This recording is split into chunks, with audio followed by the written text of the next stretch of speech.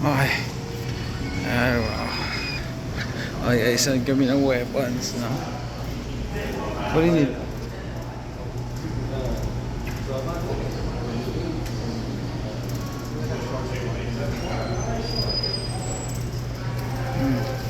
Okay, oras ano? 9:38.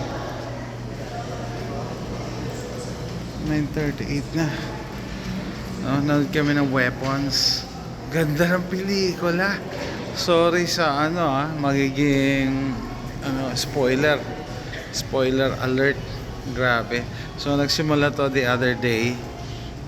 Yung mga 4 days ago. Nanonood ako ng movie recaps. Sabi ni JM, yung anak ko, Dad, I'm gonna watch that. Okay, so hindi ko tinapos. Tapos, ayun nga, wala siyang pasok ngayon, Monday, niyaya ko siya. No? So, ano masasabi ko? Ganda! Pasigaw ako. Pasigaw ako, natakot ako. I mean, movie buff ako, lalo yung mga horror, no? Pero, hindi lahat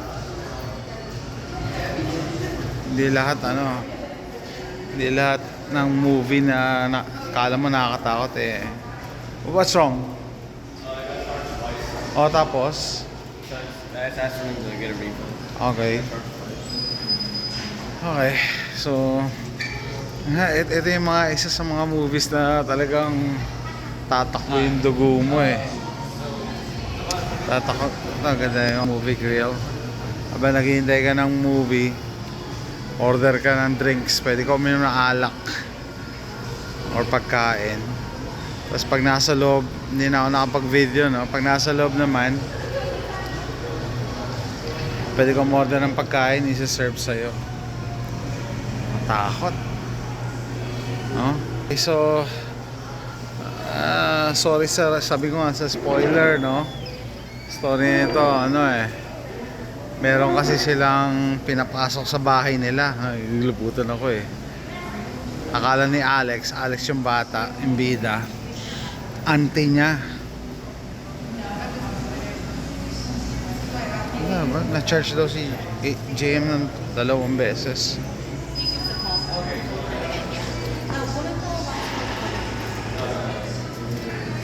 Okay. So may dumating sila na mag-asawa, tapos yung anak si Alex. May dumating sa bahay nila na auntie nila na may sakit daw, lapit nang mamatay. So nakikitara. Tapos hindi nila alam, mangkukulam pala. Mangkukulam, parang very yung story niya, yung storya ng mangkukulam, parang related sa mga kwento sa Pilipinas eh, no? Unang-una kinulam yung parents ni Alex. Kinontrol yung magulang niya. Na para silang zombie, sunod-sunuran kasi nakuha. Ang style pa naman kukulam, kukuha ng kapirasong buhok. Pag nakuha ng buhok, wala ka nang magagawa. So what did they say? They said it won't be processed, so wait for it. Okay.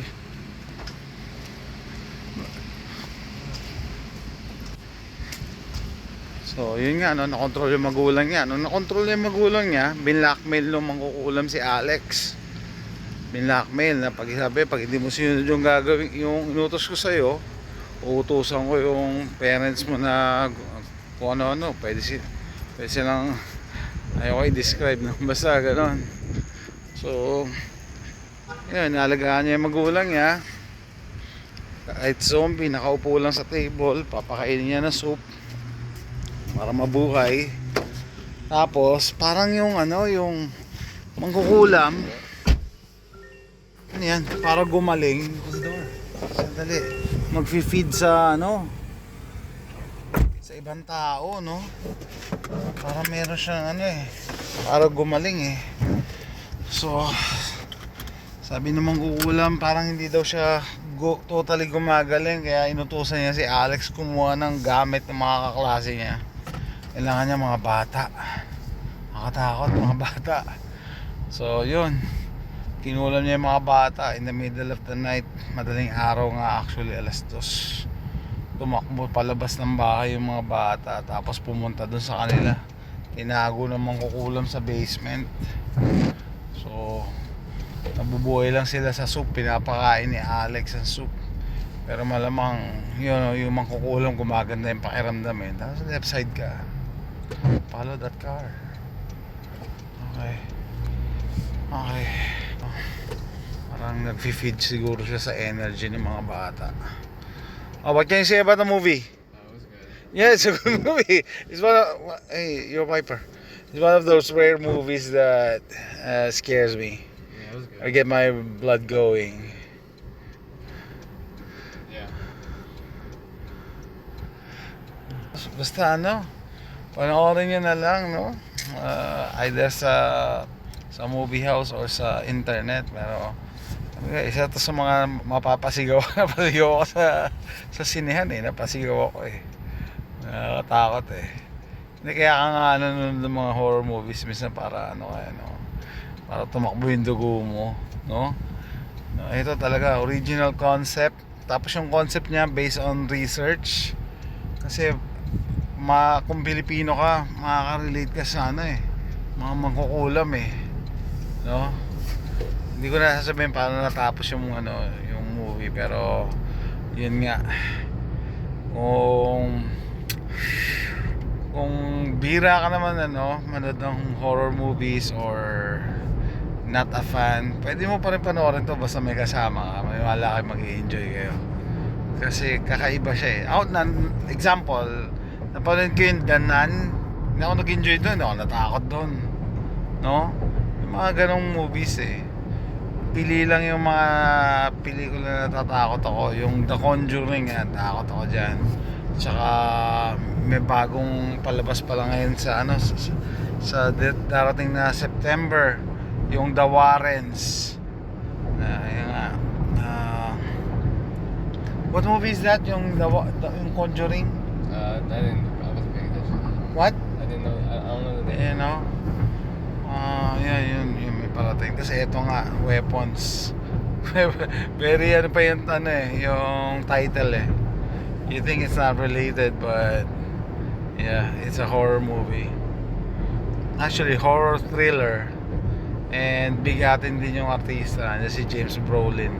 James Brolin sa ano, 'di ba? Sicario, tsaka sa Avengers, 'di ba? Basta maganda to. Highly recommended. Okay. Mapapasigaw ka once or twice during the whole duration of the movie. So, ayan, malapit. Actually, time check 9:47. Alas na, hindi pa magdi-dinner. Naiwan doon sa ano, sa movie house sa cellphone mo. Okay. Okay guys. See you next time. Bye.